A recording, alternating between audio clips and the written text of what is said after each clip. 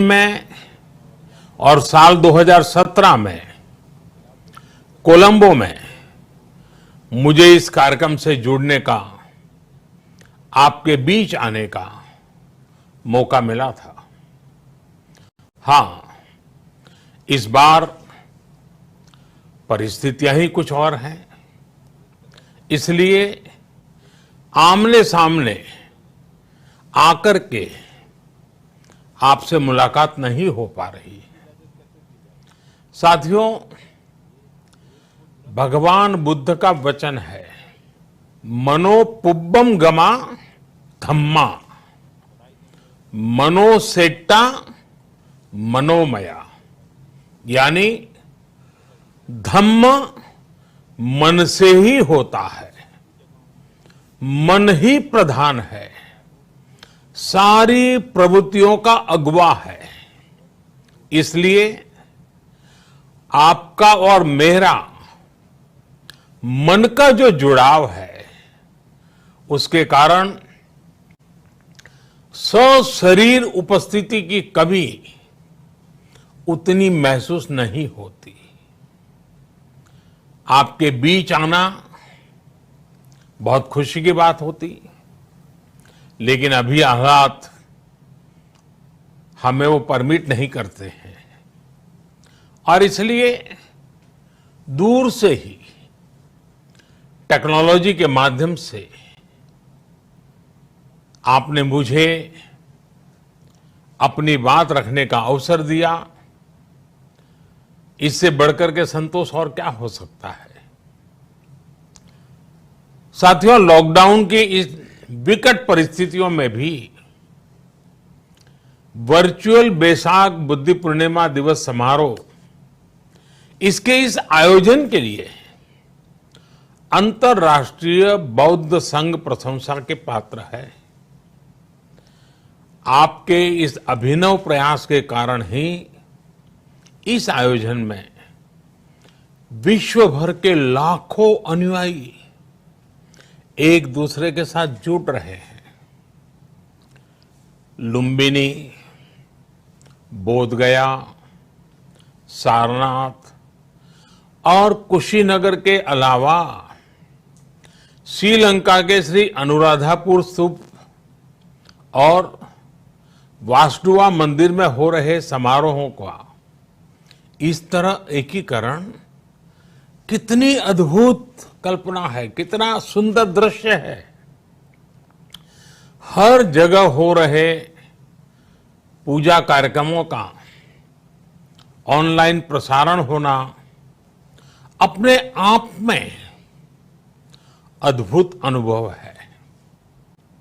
आपने इस समारोह को कोरोना वैश्विक महामारी से मुकाबला कर रहे पूरी दुनिया के हेल्थ वर्कर्स और दूसरे सेवा कर्मियों के लिए प्रार्थना सप्ताह के रूप में मनाने का संकल्प लिया है। करुणा से भरी आपकी इस पहल के लिए मैं आपकी सराहना करता हूं। मुझे पूरा विश्वास है कि ऐसे ही संगठित प्रयासों से हम मानवता को इस मुश्किल चुनौती से बाहर निकाल पाएंगे, लोगों की परेशानियों को कम कर पाएंगे। साथियों,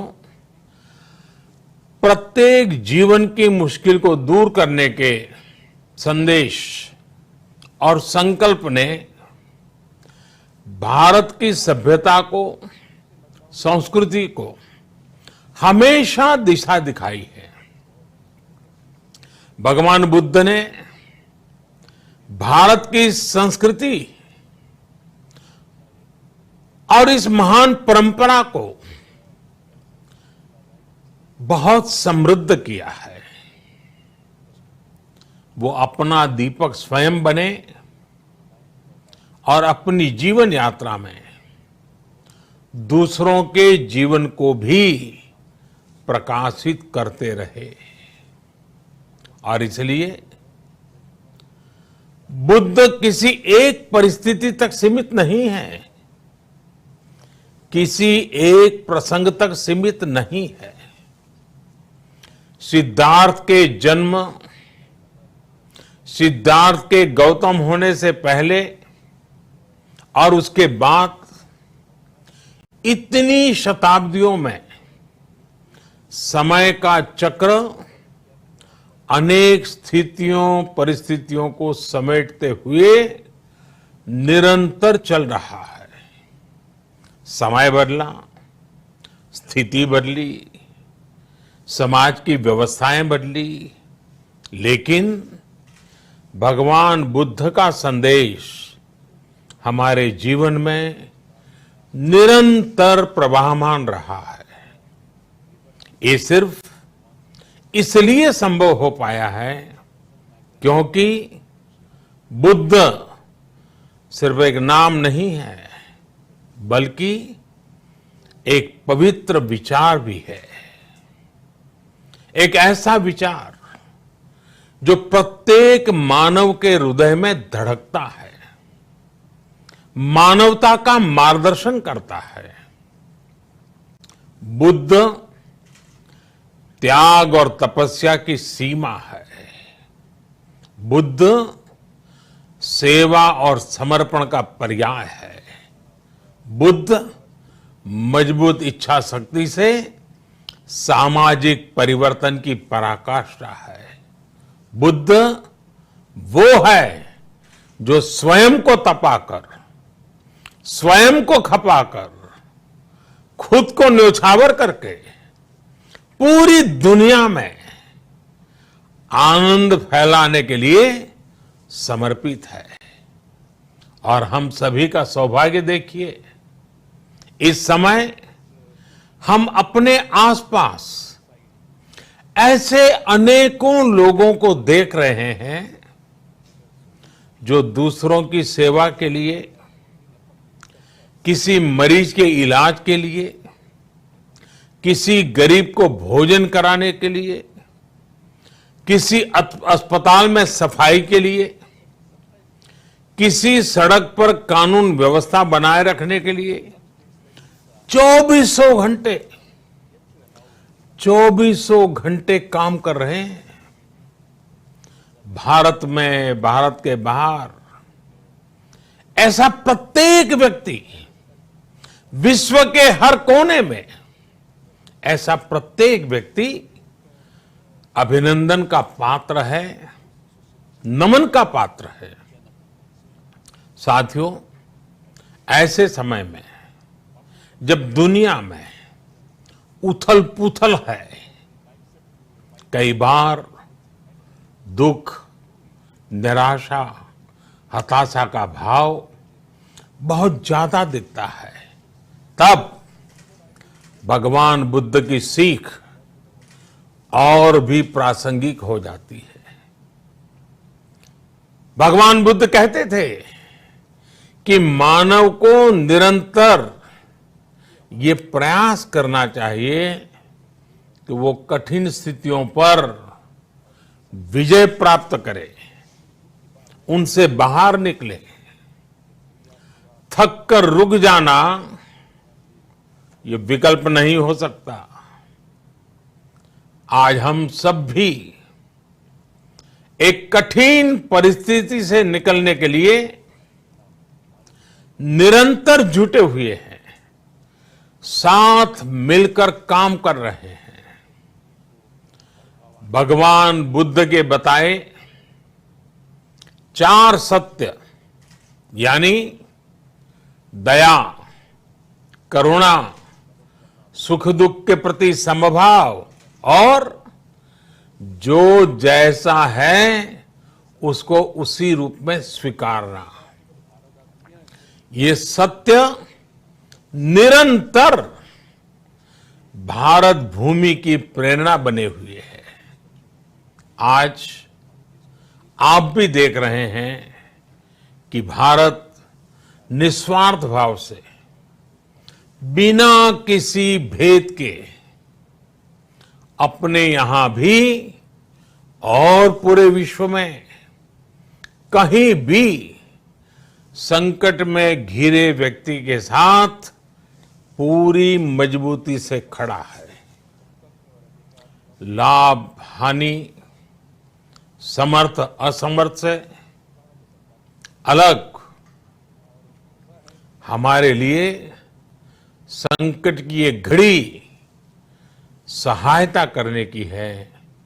जितना संभव हो मदद का हाथ आगे बढ़ाने की है। यही कारण है कि विश्व के अनेक देशों ने भारत को इस मुश्किल समय में याद किया और भारत ने भी हर जरूरतमंद तक पहुंचने में कोई कसर नहीं छोड़ी है। भारत आज प्रत्येक भारतवासी का जीवन बचाने के लिए हर संभव प्रयास तो कर ही रहा है, अपने वैश्विक दायित्वों का भी उतनी ही गंभीरता से पालन कर रहा है। साथियों, भगवान बुद्ध का एक एक वचन, एक एक उपदेश मानवता की सेवा में भारत की प्रतिबद्धता को मजबूत करता है। बुद्ध भारत के बोध और भारत के आत्मबोध दोनों का प्रतीक है। इसी आत्मबोध के साथ भारत निरंतर पूरी मानवता के लिए, पूरे विश्व के हित में काम कर रहा है और करता रहेगा।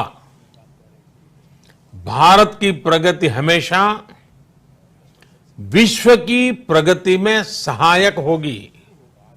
साथियों, हमारी सफलता के पैमाने और लक्ष्य दोनों समय के साथ बदलते रहते हैं, लेकिन जो बात हमें हमेशा ध्यान रखनी है वो ये कि हमारा काम निरंतर सेवा भाव से ही होना चाहिए। जब दूसरे के लिए करुणा हो, संवेदना हो और सेवा का भाव हो, तो ये भावनाएं हमें इतना मजबूत कर देती हैं कि बड़ी से बड़ी चुनौती से आप पार पा सकते हैं। सुप्पबुद्धम पबुज्जन्ति सदा गौतम सावका, यानी जो दिन रात हर समय मानवता की सेवा में जुटे रहते हैं वही बुद्ध के सच्चे अनुयायी हैं। यही भाव हमारे जीवन को प्रकाशमान करता रहे, गतिमान करता रहे। इसी कामना के साथ आप सभी का बहुत बहुत आभार। इस मुश्किल परिस्थिति में आप अपना, अपने परिवार का, जिस भी देश में आप हैं वहां का ध्यान रखें, अपनी रक्षा करें और यथासंभव दूसरों की भी मदद करें। सबका स्वास्थ्य उत्तम रहे, इसी मंगल कामना के साथ मैं मेरी वाणी को विराम देता हूं। धन्यवाद। सर्वमंगलम।